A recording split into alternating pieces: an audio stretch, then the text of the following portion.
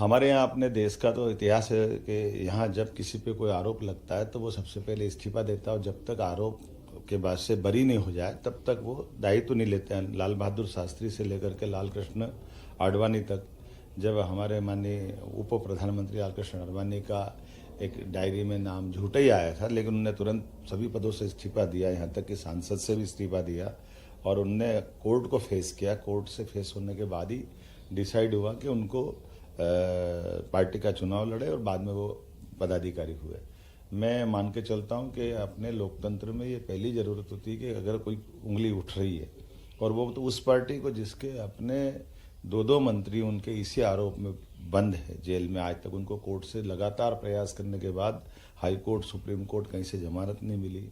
लगभग 21 उनके अलग अलग नेता इसी आरोप में बंद है और इसी शराब कांड के मामले में जब 9 बार उन पर संबंध गए और वो कोर्ट में गए हाई कोर्ट, और हाई कोर्ट में जाने के बाद भी जब हाई कोर्ट ने उनको रिलीफ नहीं दी तो ऐसे में स्वतः वो इस्तीफा दे करके वो अपने ऊपर लगे आरोप को पहले फेस करते और अपने को बरी होने के बाद वो अपनी सरकार चलाते। लेकिन मुख्यमंत्री के रूप में जेल में जाना ये बड़ा दुर्भाग्यपूर्ण है और ये जनता की भावना, लोकतंत्र के लिए, सबके लिए आज तक कभी ऐसा समय नहीं आया। पद का इतना मोह, पद का इतना लोभ हम नहीं समझ सकते कि ये केजरीवाल जी को शोभा देता है। अभी भी मौका था, उनको तुरंत इस्तीफा देना चाहिए। तो अंदर से सरकार चलाएंगे ये मजाक, ये पद का एक तरह से मद चढ़ रहा है कि वो पद को किसी हालत में